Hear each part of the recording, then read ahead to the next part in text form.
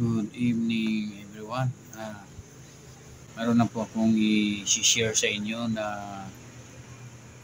kabuuang video ni Captain Ray Valeros Jr. ng isang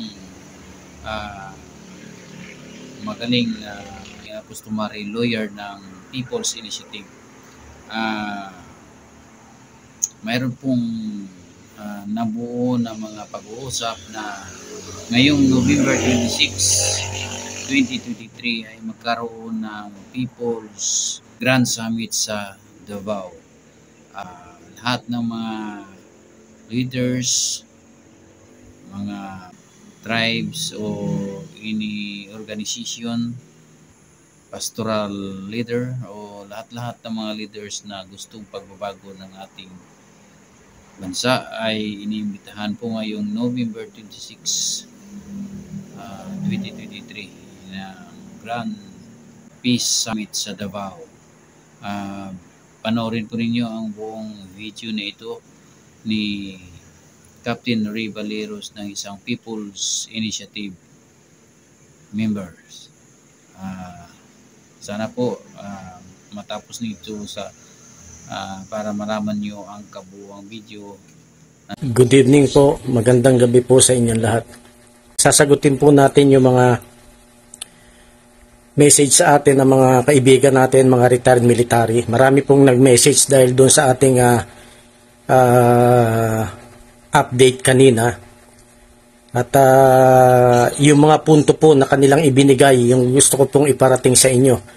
May mga kaibigan po tayo na retired military, mga sa pulis at sa ating kasundaluhan na concerned sila sa nangyayari sa ating bansa. So marami po sa atin na kagaya nila General Joe Gamos na siya ay pumanaw pero meron siyang sa loobin tungkol sa bayan natin. Kami po ay nag-uusap ni General Joe Gamos bago po siya pumanaw. Siya po ay isang klase ng military na malalim ang pinagdaanan dahil siya ay kabilang sa mga nag-aklas para magkaroon ng pagbabago ang bansa natin. May kanya-kanyang dahilan, may kanya-kanyang paraan at isa po dyan si General Jose Gamos, ang ating nire-respetong general na naging parte ng isang malawakang pagkilos para sa pagbabago ng bansa natin. Actually, sa aking pananaw lang sa aking sarili ko lang itong pananaw, kung makita ng pulis at ng ating mga kasundaluhan ng military na nagkakaisa na ang taong bayan, ako 100% maniwala kayo sa sasabihin ko. Pag nakita ng mga pulis at kasundaluhan natin, mga kapatid natin sa military, nakita nila na nagkakaisa na ang taong bayan, na ang sigaw hindi i-take over ang gobyerno, hindi pababain si PBBM, kundi kausapin.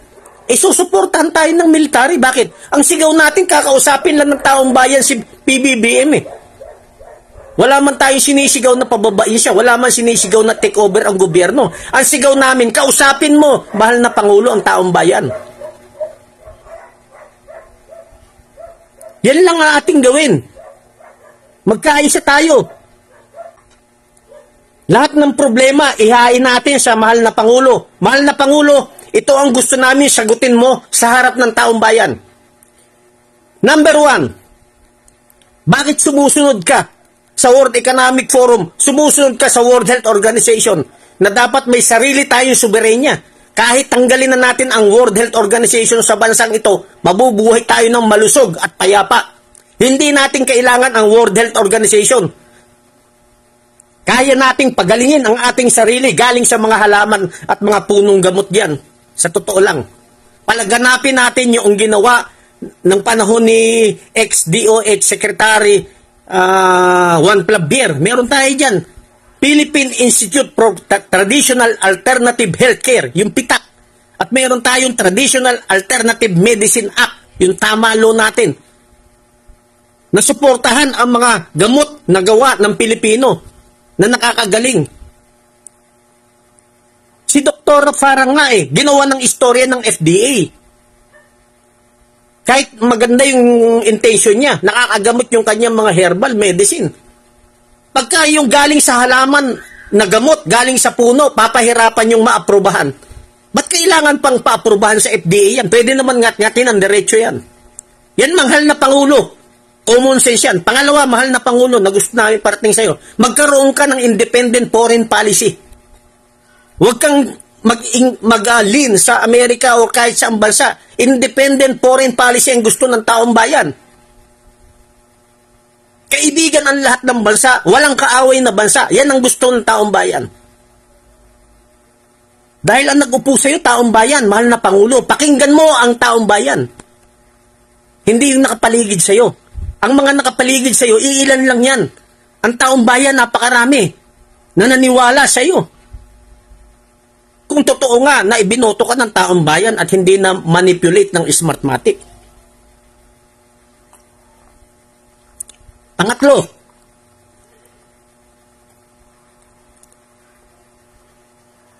dahil pwede mong i-veto lahat ng batas na ginagawa sa Kongreso at Senado. Tanungin mo ang taong bayan, ito bang batas na ito gusto nyo o hindi? Pag sinabi ng taong bayan, ayaw namin yan, mahal na Pangulo, iskrapin mo yan. Meron kang power na ganyan, mahal na Pangulo, i-veto mo yan. At lahat ng mga congressman, lahat ng mga senador, kailangan meron silang responsibilidad na ipahayag sa taong bayan kung saan nila ginagastos ultimo 5 ng mga ibinibigay sa kanilang pondo ng taong bayan. Hindi pwede yung hindi alam at protektahan nila yung sarili nila na hindi na pwedeng himayin yan. Ang gusto ng taong bayan, mahal na Pangulo, tanggalin na ang Kongreso at Senado. Yan po ang solusyon na nakikita ng taong bayan. Yan po ang isisigaw namin.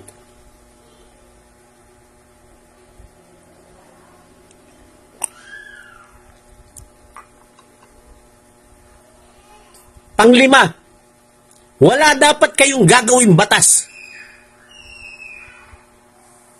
na lalagpas sa ating konstitusyon. Wala kayong gagawing batas na ipapasa ninyo na walang wide public consultation. Pang-anim, hihilingin ng taong bayan sa iyo, mahal na Pangulo, na dapat ang nakaupo sa Supreme Court ay elected ng taong bayan, hindi appointed.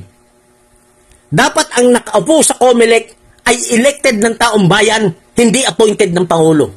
Dapat ang nakaupo sa DOJ, elected ng taong bayan, hindi appointed.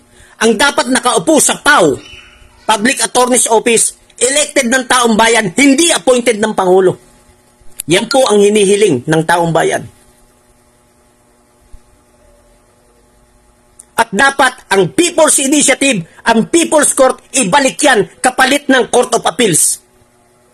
Dapat yan People's Court yan, hindi yan Court of Appeals.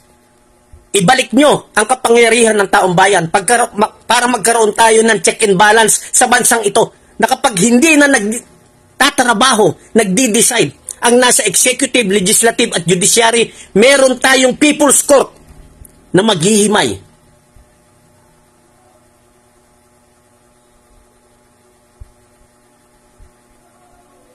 Sa ating mahal na mga kapulisan at kasundaluhan, kayo ba ay bulag? Kayo ba ay hindi naririndi sa nangyayari sa bansang ito? Kayo ba ay hindi nag-iisip at pera na lang, suhol na lang na ibinibigay sa inyo ang inyong tinatanggap na siya yung pinapakain sa inyong mga pamilya? Yan po ay hindi lihim, katotohanan po yan. Marami po tayong kaibigan mga pulis at mga militar na nagsasabi, merong suhulan na yan.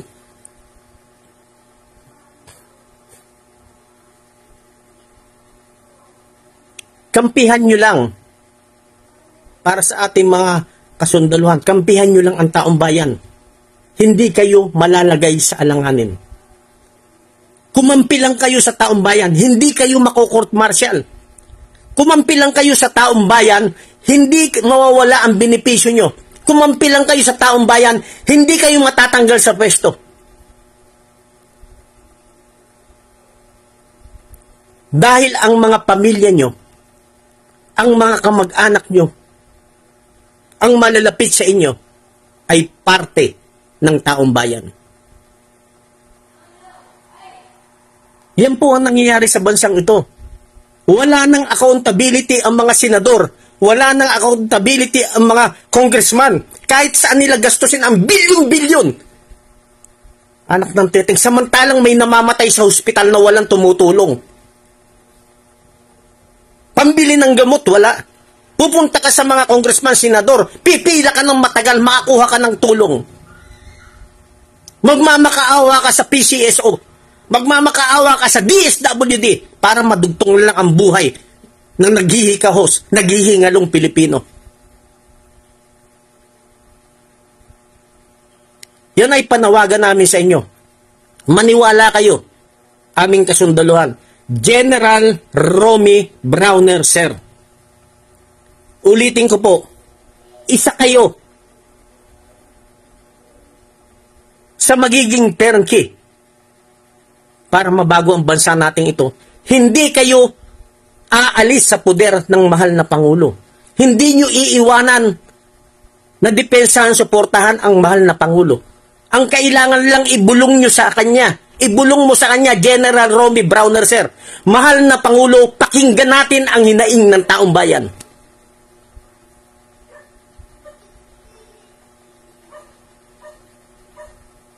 Walang mangyayaring kodeta, General Browner, sir, pag yan po ay ginawa ninyo. Mga retired military, ganun rin. Siyempre, normal, may kakampihan sila. May kampi kay PBBM, may kampi kay ex-President Duterte. Normal lang yan. Yung mga natulungan, siyempre doon sila kakampi. Yung mga leader natin ng iba't ibang sangay ng ating lipunan, ng sektor ng lipunan. Akala nyo ba, yung pinapakipaglaban nyo na kayo lang maipapanalo nyo yan, na kayo lang? Good luck. Maipapanalo nyo yan kung sama-sama tayong gumagalaw. Inililista natin lahat ng problema na gusto nating masolusyonan at nagpa-prioritize tayo. Hindi naman sinabi na babaliwalain yung inihain na problema ng transport sector. Hindi naman sasabihin na babaliwalain yung inain ng ating mga pastor. Hindi naman sinabi natin na babaliwalain yung sinasabi ng ating mga kapatid na MNLF. Yung mga sinasabi kahit ng mga NPA. Lahat yan ipaprioritize na lang natin, ililista natin. Dahil ang sinasabi nga natin, baka pag nag-prioritize tayo, yung unang inilista natin na priority na dapat na solusyonan ng mahal na Pangulo, baka yun lang, maisama na lahat ng problema na bibigyan ng solusyon. So yun po siya. Yan po ang kinalalagyan ng bansa natin sa ngayon. Napakarami. Naghihingalo sa ospital, naghihikahos. Pero ang kinukurakot ng mga senador, ng mga congressman, bilyon-bilyon na pera ng taong bayan. Pag hindi nyo pinakinggan, General Romy Browner, sir, yung hinaing ng taong bayan, maaring matitigil ang planong CODETA. Maaring matitigil ang planong pag-aaklas. Maaring matitigil lahat ng plano ng mga ordinaryong mamamayan o kahit ng mga retired military. Pero hindi mawawala sa dibdib ng taong bayan ang sigaw ng katotohanan. Hindi nyo kailangan maging sobrang talino para maintindihan ang sinisigaw ng taong bayan. Mahal naming General Romy Browner, sir. Ang kailangan lang ibulong mo sa mahal na Pangulo, sa iyong Commander-in-Chief. Bigyan natin ng pagkakataon, mahal na Pangulo, pakinggan natin ang hinaing ng taong bayan.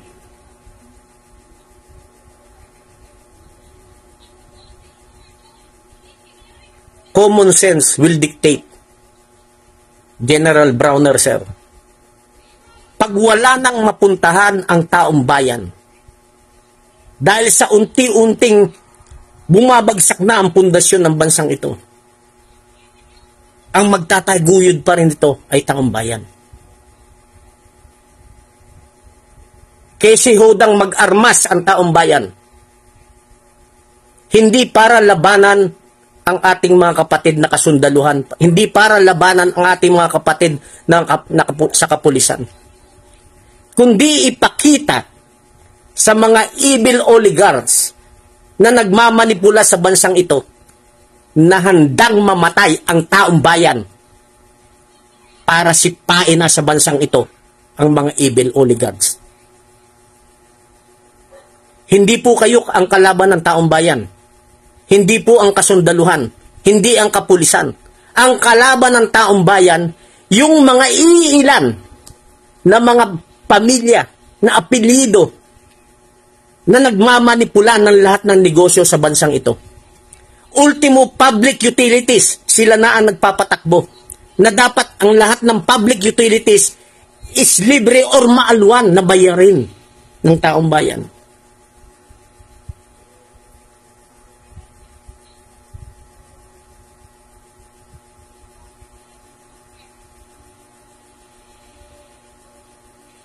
Marami pang mangyayari sa mga susunod na araw. Alam niyo yan. Kung ang pagkilos ay gaganapin sa Mindanao, sasabihin ng ilan, funded ni President Duterte yan. Funded ni Sara Duterte yan. Ganyan mag-isip ang karamihan ng taong bayan, kahit ang mga military natin o mga negosyante. Kahit ordinaryong mamamayan. Naisip ko lang, akala ko lang, na pag nagbuo tayo ng pwersa sa Mindanao, nandun ang solusyon. Mabibigyang kulay pa yan. Iisipin nila, politically motivated yan. So sa lahat ng leader, sana'y mag-usap-usap lahat ng sectoral leader sa bansang ito. Ito ang ating panawagan. Magkaroon ng malawakang summit. Pwede sa Mindanao, ganapin. Summit ng mga leaders. Lahat ng leaders. Lahat ng gustong maging leader. Lahat ng mga Pilipino na may pagmamahal sa bansang ito, kahit hindi ka leader. Pumunta ka sa Unity and Peace Summit sa Mindanao. Doon mag-usap-usap. Open ang pag-uusap. Imbitahan ang military. Imbitahan ang PNP, ang pamunuan. Ang legal department ng PNP, darating yan pag inimbitahan. Ang legal department ng AFP, darating yan pag inimbitahan. People's Initiative Summit for Peace and Unity. For Unity and Peace. Ulitin ko po. People's Initiative Summit for Peace and Unity. Or for Unity and Peace. Lahat ng leaders, ipakita nyo na kaya nyong lunukin yung pride niyo. Ipakita nyo na kaya nyong magpakumbaba. Ipakita nyo na mas ang pagmamahal sa bansang ito at sa kapwa natin ang nananaig sa inyong puso. Kung gusto, may paraan. Kung ayaw, maraming dahilan. Sa mga tribo na alam rin natin ng ngayon, hindi naman nagkakasundo lahat eh. Sa ating mga nakikipaglaban na ang tawag sa sarili, mga patriot, niloloko lang natin ang ating sarili. Patriot ba ang tawag sa isang grupo o isang tao na nagkikreate ng division? Na naninira ng kapwa niya? Patriot ba ang tawag nyo dyan? Ito ay huling panawagan. This is a now or never chance. November 26, People's Initiative Summit sa Davao. Hindi po, wala pong pondo yan. Walang nagpondo po niyan. People's Initiative Summit sa Davao, November 26. Lahat ng mga leader ng ating mga simbahan, mga community churches, lahat ng mga tribo na gustong pumunta, lahat ng mga leader na nakikipaglaban para magkaroon ng pagbabago sa bansang ito, sila General Eli Rio na nagsasabing may dayaan sa eleksyon, dalahin lahat ng ebidensya. Sila Attorney Glenn Chong, dalahin lahat ng ebidensya. Ang ating CDC-PH, dalahin lahat ng ebidensya tungkol sa medical martial law, tungkol sa maraming namatay nang dahil sa bakunahan. Ang ating transport sector na pinapahirapan sa gasolina hanggang sa ngayon. Ang mga nakaranas ng adverse side effect ng bakuna na yan. Lahat ng problema ng bansa natin na inaaksyonan ng maraming sectoral group at grupo. Pumunta kayo, November 26, People's Initiative Summit for Peace and Unity. Sa mga kapatid nating MNLF, mga ground commanders, pumunta kayo. Iimbitahan natin ang PNP Legal Department, iimbitahan natin ang AFP Legal Department. Doon natin hulmahin ang payapang pamamaraan, ang mapayapang solusyon para magkaroon ng pagbabago ang bansang ito. Sana abutin tayo ng milyon na nasa Davao. Yan po ay hindi po funded yan ng mga Duterte. Yan po, ang galaw niyan ay People's Initiative po. Wala pong nagpupondo sa People's Initiative. People's Initiative lang ang naglakas loob na pumunta sa Hulo para hindi ma-serve yung second warrant of arrest na pagmumula na naman ng pagkamatay ng ating mga kasundaluhan at mga kapatid nating MNLF. People's Initiative lang ang patuloy na nagpapadala ng mga liham ng mga sulat, documented evidences sa maraming problema na kinakaharap ng ating mga tribo, ng mga kawawang mamamayang Pilipino na inagawan ng lupa ng mga oligarko. People's Initiative lang ang patuloy na tumutulong sa lahat ng mga sectoral group sa kanilang mga hinaing na hindi napaparating sa gobyerno. Ang People's Initiative ay taong bayan. Ina-administer lang ito ng National People's Initiative Council Committee natin sa pamumuno ni Brother Ferdinand Lagundino, ang ating customary lawyer. Wala pong tigil araw-araw sa pagbibigay, sa pagiging link ng mga may problema sa ating mga mamamayan patungo sa gobyerno. Sana po ay abutin tayo ng milyon sa ating People's Initiative Summit sa November 26, diyan sa Davao. Wala pong nagpupondo niyan, hindi po funded yan. Kung gusto niyong pumunta po kayo. At iimbitahan natin si Chairman Nur Miswari. Palagay ko naman, pag nakita niyang milyon ang nandun taong bayan, mahal na Chairman Nur Miswari, pumunta ka. Mahal na Pangulong XPRRD, imbitahan rin natin dahil lugar niya yon. Lahat ng mga gobernor sa Mindanao, imbitahan natin dahil lugar niya yan. Yung mga politiko na gustong pakinggan ang hinaing ng taong bayan, pumunta kayo. Mapayapa ito. Ang panawagan natin sa ating kasundaluhan, bantayan ninyo ang taong bayan. Protektahan ninyo ang taong bayan.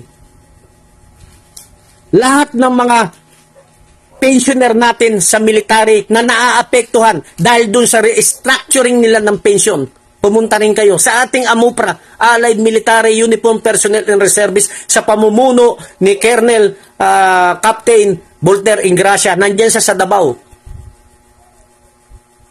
Brother Voltaire, tawagan mo lahat ng ating leaders, lahat ng members ng AMUPRA na pumunta sa Mindanao para mapakinggan ang ating hinaing. Sa mga kapatid natin na nasa kabundukan pa rin, dahil alam natin ngayon, watak-watak na rin sila dahil nang namatay si Joma Sison. Maraming gusto sa mga kapatid nating NPA na ayusin na ang sigalot at problema. Kayo iniimbitahan rin namin sa People's Initiative Summit sa Davao. Magpadala kayo ng representasyon ninyo doon. Ang ating Cordillera People's Liberation Army sa Cordillera, pumunta kayo sa Sabik sa Mindanao. Ang ating Peacekeeping Task Force, ang ating Philippine for Visayas Federal Movement natin under ni Papa Romeo Melesio, pumunta kayo doon. Lahat. Ito na yung mapayapang pamamaraan para magkaroon ng pagbabago sa bansa natin ito. Walang sigaw rito na pababain si President BBM, i-take over ang gobyerno. Walang ganon. Ang gusto natin, makausap siya ng harapan. Maihayag natin sa kanya, ito ang gusto ng taong bayan. Ito ang ayaw ng taong bayan. Sana'y aksyonan mo, mahal na Pangulo, dahil ang nag-upo sa iyo sa pwesto ay ang taong bayan.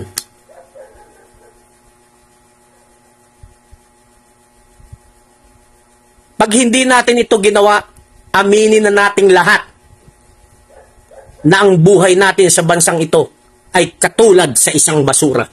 Magandang gabi po sa lahat.